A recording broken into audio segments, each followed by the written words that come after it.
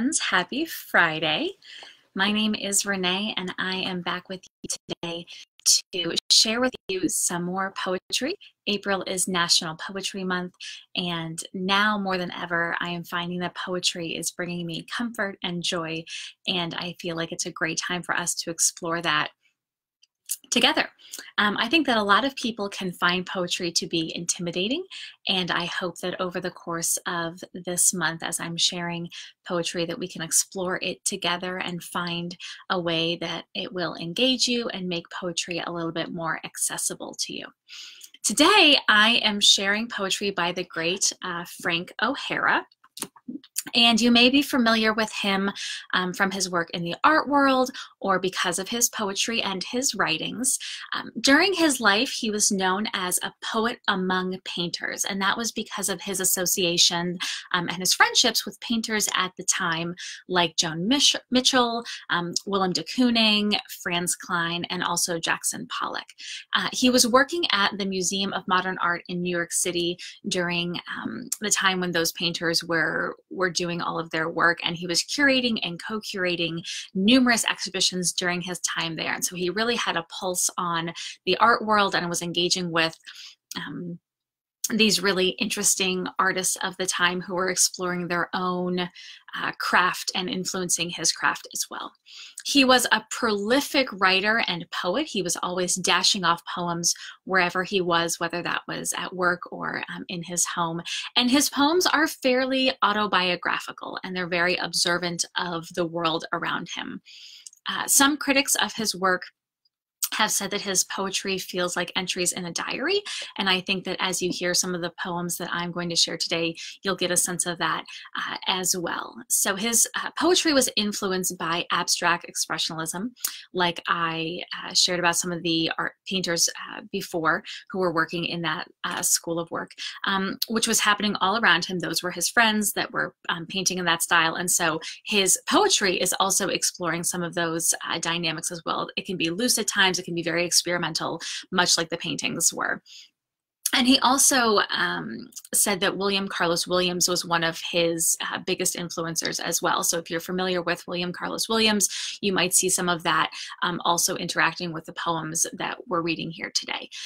So this is just a very brief overview of Frank O'Hara. I didn't even scratch the surface of his life and who he was, but I hope that you will do some exploring on your own of his life and his work, because he really is such an influential poet of his time. And you know, you will even poems do that as well, and of musicians. Wow, that was me just totally blanking on the word musicians. Musicians have been influenced by his work. I think it's First Aid Kit as well as Rilo Kiley talk about him in their songs too. So, you know, poetry is not dead. It is very much alive and very much influencing the art and the TV and the music of our time as well. So today, I hope that as I read some of this to you, you will take some moments out of your day to just sit and listen. I hope that you will find joy and expression in these works, and that it will bring just a bit of rest to you. So I'm reading from the collection of poems by Frank O'Hara. This is edited by Donald Allen. So the first one I want to read for you today is entitled Animals. Animals. Have you forgotten what we were like then, when we were still first rate, and the day came fat with an apple in its mouth? It's no use worrying about time, but we did have a few tricks up our sleeves and turned some sharp corners. The whole pasture looked like our meal. We didn't need speedometers. We could manage cocktails out of ice and water. I couldn't wait to be faster or greener than now if you were with me. Oh, you were the best of all my days.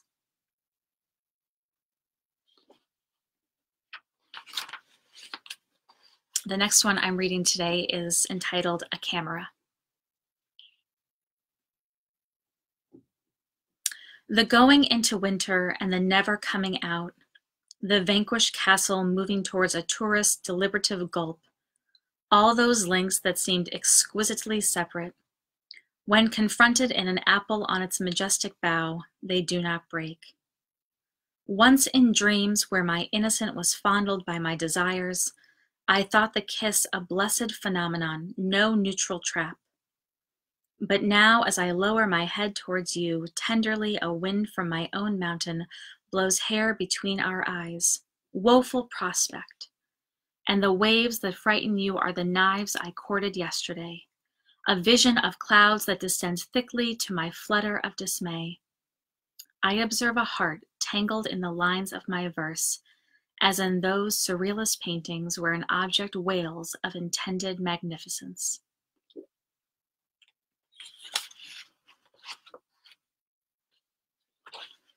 The next one I'm reading today is entitled 1951. Alone at night in the wet city, the country's wit is not memorable. The wind has blown all the trees down, but these anxieties remain erect, being the heart's deliberate chambers of hurt and fear, whether from a green apartment seeming diamonds or from an airliner seeming fields. It's not simple or tidy, though in rows of rows and numbered. The literal drifts colorfully, and the hair is combed with bridges. All compromises lead to stardom and lights.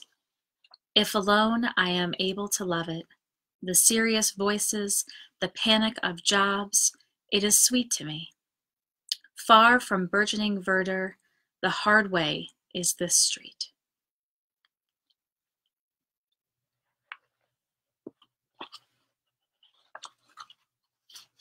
The next one I'm reading is entitled Just Poem.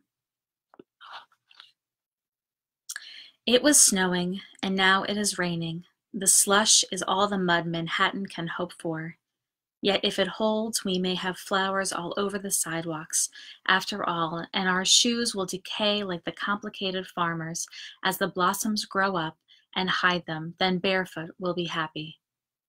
But the slush is like my heart, leading them through little paths and to a delicatessen or theater where no number of fountains will make anything grow or anybody happy except the idea of a few flowers to be trodden or run over, grown up and cut, to save the space we need to walk single file to keep the streets clear so we can hurry through life.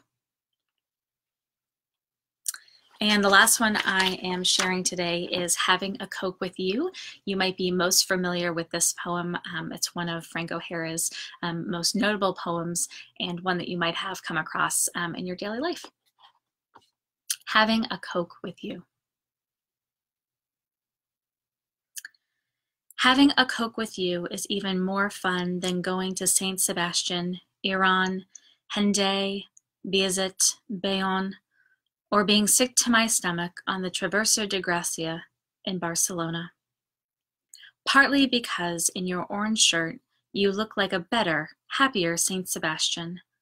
Partly because my love for you, partly because of your love for yogurt. Partly because of the fluorescent orange tulips around the birches. Partly because of the secrecy our smiles take on before people and statuary. It is hard to believe when I'm with you that there can be anything as still as solemn, as unpleasantly definitive as statuary, when right in front of it, in the warm New York 4 o'clock light, we are drifting back and forth between each other like a tree breathing through its spectacles. And the portrait show seems to have no faces in it at all, just paint. You suddenly wonder why in the world anyone ever did them. I look at you, and I would rather look at you than all the portraits in the world, except possibly for the Polish rider occasionally.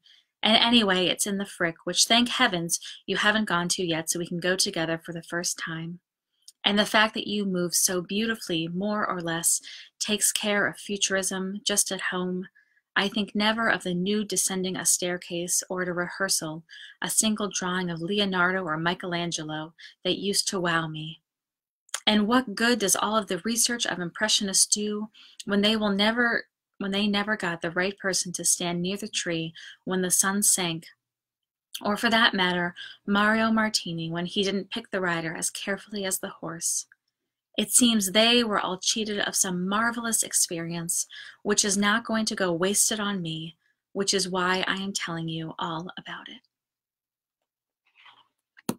So those are the poems that I wanted to share with you today from Frank O'Hara. I hope that they gave you a little bit of rest and joy today, and I hope that today you'll be kind to yourself and kind to others. Thanks for joining.